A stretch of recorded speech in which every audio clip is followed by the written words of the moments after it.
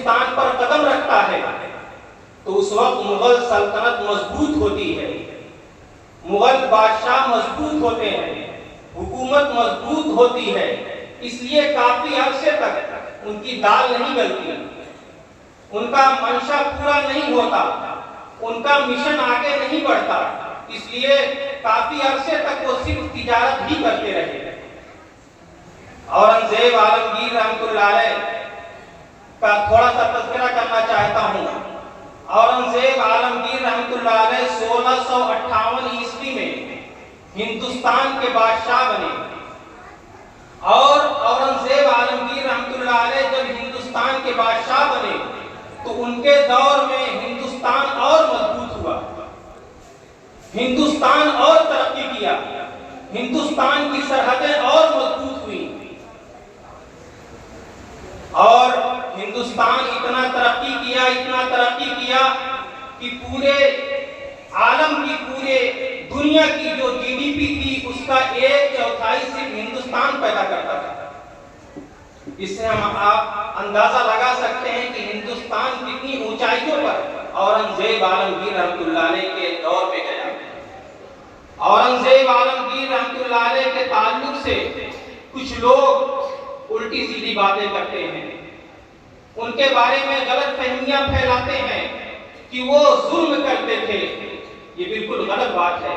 اورنگزیب عالمگیر رحمۃ اللہ علیہ بڑے ہی عادل اور بڑے ہی منصف بادشاہ تھے۔ اس کی سب سے بڑی دلیل یہ ہے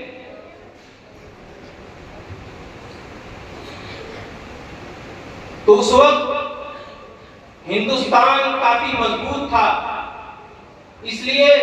انگریزوں کو اپنا مشن پورا کرنے کا موقع نہیں ملا۔ اورنگزیب عالمگیر رحمۃ اللہ علیہ کا 1707 عیسوی میں انتقال ہو گیا۔ جب ان کا انتقال ہوا تو مغل سلطنت میں زوال آیا، مغل سلطنت کمزور ہوئی، اور بہت سے علاقے مغل سلطنت کے اقتدار سے باہر نکل گئے۔ تو چونکہ یہی موقع انگریز تلاش رہے تھے کہ ہم کو ایسا موقع ملے جس میں ہم اپنے مشن کو آگے بڑھا سکیں، یہ ان کے لیے بڑا اچھا موقع تھا، تو انہوں نے اپنا مشن شروع کیا، اور 1754 عیسوی میں انگریز اس پوزیشن میں آ گئے کہ انہوں نے باقاعدہ بنگال میں جنگ کی۔ علی وردی خان جو نواب سراج الدولہ کے نانا تھے، انگریزوں نے اتنی طاقت حاصل کر لی کہ بنگال میں ان سے جنگ کی، لیکن علی وردی خان نے انگریزوں کو شکست دی اور کچھ ہی عرصے میں ان کا انتقال ہو گیا۔ اور پھر نواب سراج الدولہ جو علی وردی خان کے نواسے تھے، یہ نواب بنے، اور ان کی عمر محض 23 سال تھی، اور یہ نواب جب بنے تو ایک ہی سال بعد 1757 عیسوی میں انگریزوں سے مقابلہ ہوا، اور اپنوں کی غداری کی وجہ سے نواب سراج الدولہ پلاسی کے میدان میں شہید کر دیے گئے، اور اس وقت ان کی عمر 34 سال تھا۔ معزز سامعین، جب نواب سراج الدولہ کو انگریز نے شہید کر دیا تو بنگال کو اپنے قبضے میں لے لیا، اور اس کے بعد شمالی ہندوستان کے اطراف میں وہ اپنے قبضے کو بڑھانے لگا، بنگال کی ارد گرد اپنے قبضے کو بڑھانے لگا، اور جس وقت شمالی ہندوستان میں وہ اپنے مشن کو آگے بڑھا رہا تھا، اسی وقت جنوبی ہندوستان میں انگریز کو بڑی ٹکر مل رہی تھی۔ انگریز کے دانت کھٹے کیے جا رہے تھے۔ ٹیپو سلطان رحمۃ اللہ علیہ کے والد حیدر علی انگریزوں کا سخت مقابلہ کر رہے تھے، اور پھر 1782 میں حیدر علی کا انتقال ہو جاتا ہے، اور ٹیپو سلطان رحمۃ اللہ علیہ بادشاہ بنتے ہیں، اور ٹیپو سلطان رحمۃ اللہ علیہ نے بھی انگریزوں سے سخت جنگیں کی اور انگریزوں کا مشن روک دیا۔ جنوبی ہندوستان میں انگریز اپنے مشن کو آگے بڑھا ہی نہیں پا رہے تھے، اور ٹیپو سلطان رحمۃ اللہ علیہ نے کئی جنگیں انگریزوں سے جیتی اور انہوں نے ایسا پلان بنایا کہ قریب تھا کہ ہندوستان فتح ہو جاتا، ہندوستان سے انگریزوں کو بھگا دیا جاتا، لیکن اپنوں کی غداری کی وجہ سے اور فوج کی غداری کی وجہ سے، وزراء کی غداری کی وجہ سے ٹیپو سلطان رحمۃ اللہ علیہ کو 1799 عیسوی میں شہید کر دیا جاتا ہے۔ جب ٹیپو سلطان رحمۃ اللہ علیہ کو 1799 عیسوی میں شہید کر دیا گیا تو انگریز کا کام آسان ہو گیا۔ جس طرح شمالی ہندوستان میں اپنے قبضے کو آگے بڑھا رہا تھا، اپنے مشن کو آگے بڑھا رہا تھا، اسی طرح جنوبی ہندوستان میں بھی اپنے مشن کو آگے بڑھانے لگا اور اپنے مقصد میں کامیاب ہونے لگا، اور ہندوستان کے اکثر حصوں پر اس کا اثر و رسوخ حاصل ہو گیا۔ جب اس بات کو سراج الہند شاہ عبد العزیز محدث دہلوی رحمۃ اللہ علیہ نے محسوس کیا تو انہوں نے ایک تفصیلی فتویٰ انگریز کے خلاف صادر کیا، جاری کیا، جو فارسی زبان میں موجود ہے، اور یہ فتویٰ دیا کہ ہندوستان دارالحرب ہے، انگریز سے جہاد کرنا فرض ہے، انگریز کو ہندوستان سے بھگانا ضروری ہے۔ جب حضرت شاہ عبد العزیز دہلوی رحمۃ اللہ علیہ نے انگریز کے خلاف فتویٰ دیا تو پورے ہندوستان میں انگریز کے خلاف آگ بھڑکنے لگی، پورے ہندوستان میں لوگ بیدار ہوئے، اور اسی کا نتیجہ تھا کہ 1731 عیسوی میں اسی کا نتیجہ تھا کہ 1831 عیسوی میں تحریک بالا کوٹ پیش آئی اور اس میں بہت سارے لوگ شہید ہوئے، اور پھر یہ مشن آگے بڑھتا رہا۔ علامہ فضل حق خیر آبادی رحمۃ اللہ علیہ جو بہت بڑے مجاہد آزادی گزرے ہیں، جن کے بارے میں ایک دلچسپ بات بتاؤں جو ہمارے طالب علموں کے لیے بڑا سبق ہوگا، بڑا اس میں جو ہے عبرت ہے کہ علامہ فضل حق خیر آبادی رحمۃ اللہ علیہ 4 سال کچھ مہینے میں حافظ ہو گئے اور 13 سال کی عمر میں تمام علوم و فنون کو حاصل کر کے ایک عالم اور فاضل بن گئے تھے۔ آپ بڑے مصنف تھے اور بہت بڑے مقرر تھے، بہت بڑے شاعر تھے۔ آپ نے انگریزوں کے خلاف فتویٰ دیا کہ انگریز کو ہندوستان سے بھگانا ضروری ہے، انگریز کا قبضہ ہندوستان پر ناجائز ہے۔ ایک مخبر انگریز کو خبر دیتا ہے کہ علامہ فضل حق خیر آبادی نے انگریز حکومت کے خلاف فتویٰ دیا ہے، تو علامہ فضل حق خیر آبادی رحمۃ اللہ علیہ کے خلاف عدالت میں مقدمہ چلایا جاتا ہے۔ علامہ فضل حق خیر آبادی رحمۃ اللہ علیہ اپنا مقدمہ لڑنے کے لیے خود عدالت میں پیش ہوتے ہیں، اور جو خبر دیا تھا، کس نے اطلاع دی تھی، وہ عدالت میں اپنے اطلاع سے مکر جاتا ہے، اپنی خبر سے مکر جاتا ہے اور یہ کہتا ہے کہ مجھے پتہ نہیں کہ اس فتوے پر جو دستخط ہے وہ انہی علامہ فضل حق خیر آبادی کی دستخط ہے یا کسی اور کی دستخط ہے۔ یعنی علامہ فضل حق خیر آبادی رحمۃ اللہ علیہ کو بچانے کی کوشش کرتا ہے۔ علامہ فضل حق خیر آبادی رحمۃ اللہ علیہ کتنے بڑے آدمی تھے، کتنے مضبوط آدمی تھے، اس سے ہم اور آپ اندازہ لگا سکتے ہیں۔ علامہ فضل حق خیر آبادی رحمۃ اللہ علیہ کو بچایا جا رہا ہے، لیکن علامہ فضل حق خیر آبادی رحمۃ اللہ علیہ بول اٹھتے ہیں، کہتے ہیں کہ یہ جو خبر دیا تھا وہ بالکل سچ ہے، میں نے فتویٰ دیا ہے اور اس فتوے پر جو دستخط ہے وہ میری ہی دستخط ہے۔ چنانچہ علامہ فضل حق خیر آبادی رحمۃ اللہ علیہ کو گرفتار کر لیا جاتا ہے، انہیں کالا پانی کی سزا ہوتی ہے اور 1861 عیسوی میں وہیں پر ان کا انتقال ہو جاتا ہے۔ میرے عزیز ساتھیوں، مغل سلطنت کے سب سے آخری بادشاہ بہادر شاہ ظفر ہیں، جن کا دور اقتدار 1857 عیسوی تک چلتا ہے اور پھر یہیں پر ختم ہو جاتا ہے۔ جب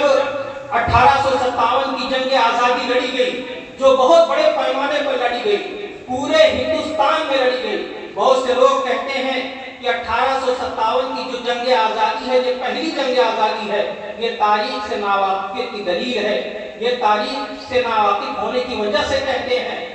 کیونکہ اس سے 100 سال پہلے ہی علی وردی خان نے انگریزوں سے مقابلہ کیا، نواب سراج الدولہ نے مقابلہ کیا، حیدر علی نے مقابلہ کیا، ٹیپو سلطان نے مقابلہ کیا، سید احمد شہید اور شاہ اسماعیل شہید رحمہ اللہ نے مقابلہ کیا۔ اس لیے یہ کہنا کہ 1857 کی جنگ آزادی پہلی جنگ آزادی ہے بالکل غلط ہے۔ البتہ اتنا ضرور ہے کہ یہ جو جنگ آزادی لڑی گئی یہ بہت بڑے پیمانے پر لڑی گئی، اتنے بڑے پیمانے پر اس سے پہلے کوئی لڑائی نہیں لڑی گئی تھی۔ بہادر شاہ ظفر کو لوگوں نے اپنا سپریم لیڈر طے کیا اور ان کو اپنا لیڈر بنایا۔ انگریزوں نے ان کو یہ سزا دی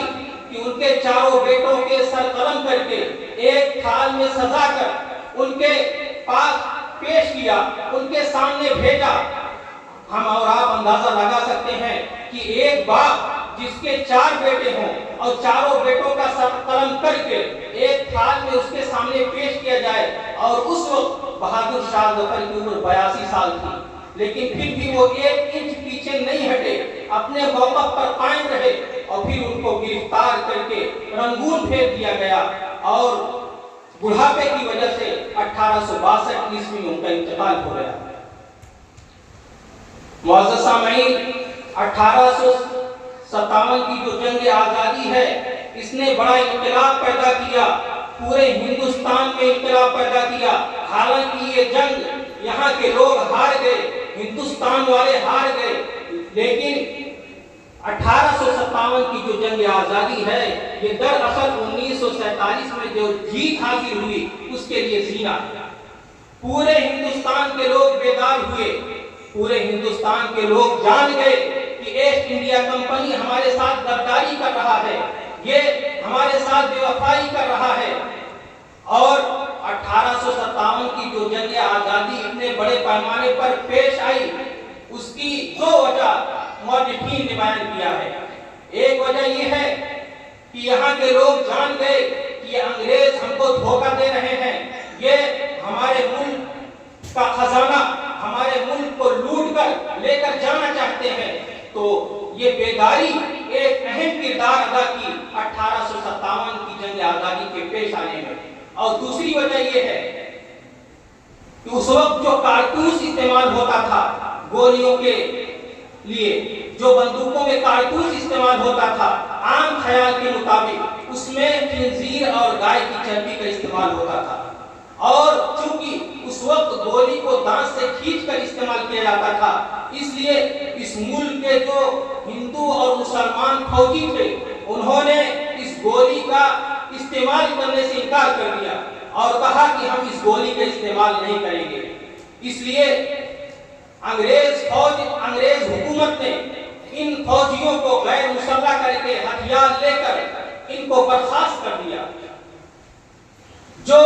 فوجی برخاست ہوئے انہوں نے پورے ملک میں ماحول بنایا، پورے ملک میں انگریزوں کے خلاف آواز اٹھائی، جو اور فوجی ان کو بھی بیدار کیا کہ ان کی فوج سے نکل جاؤ، ان کی فوج سے برخاست ہو جاؤ اور ان کی ملازمت چھوڑ دو۔ اس لیے اتنے بڑے پیمانے پر 1857 کی جنگ آزادی پیش آئی۔ 1857 کی جنگ آزادی کے دوران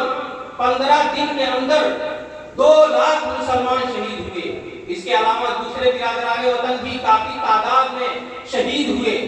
اور ان 2 لاکھ کی تعداد میں صرف علماء جو ہے 51,000 تھے۔ علماء کو چن کر مارا گیا، چن کر ان کو پھانسی کے پھندوں پر لٹکایا گیا، لیکن یہ جو آزادی کی آگ بھڑکی تھی مسلمانوں کے اندر، ہندوؤں کے اندر اور دوسرے لوگوں کے اندر، وہ بجھی نہیں، وہ بھڑکتی ہی رہی، اور ایک وقت ایسا آیا کہ ہندوستان آزاد ہو گیا۔ معزز سامعین، محمد علی جوہر یہ بھی ایک بڑے مجاہد آزادی ہیں، انہوں نے بھی بڑا کردار ادا کیا۔ 1931 عیسوی میں یہ لندن جاتے ہیں، ایک کانفرنس میں شرکت کرتے ہیں اور وہاں پر انگریز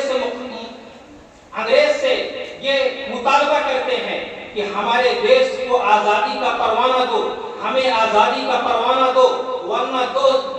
گز زمین ہمارے لیے دو، میں یہیں مر کے دفن ہوں گا، میں ہندوستان نہیں جاؤں گا۔ چنانچہ 1931 میں محمد علی جوہر کا انتقال ہو جاتا ہے اور ان کی لاش کو منتقل کیا جاتا ہے فلسطین میں، یروشلم میں ان کی قبر بنائی جاتی ہے۔ معزز سامعین، یہاں پر بہت سی تنظیمیں قائم ہوئی، بہت سی تحریکیں چلی، جن تحریکوں نے جنگ آزادی میں بڑا اہم کردار ادا کیا۔ 1885 عیسوی میں انڈین نیشنل کانگریس کی بنیاد رکھی گئی اور پھر 1919 میں جمعیت علماء ہند کی بنیاد رکھی گئی۔ جمعیت علماء ہند نے انڈین نیشنل کانگریس کا بھرپور ساتھ دیا، انگریزوں کے خلاف جد و جہد کرنے میں، انگریزوں کا مقابلہ کرنے میں جمعیت علماء ہند نے بھرپور ساتھ دیا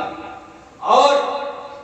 ہندو مسلمان سب لوگ ایک پلیٹ فارم پر آئے تو انگریزوں کے خلاف ایک بڑی آواز بن گئی، انگریزوں کے خلاف ایک بڑی تحریک بن گئی جس نے جنگ آزادی میں بڑا اہم کردار ادا کیا اور اس ملک کو آزاد کرانے میں بڑا نمایاں رول ادا کیا۔ معزز سامعین، ایک طرف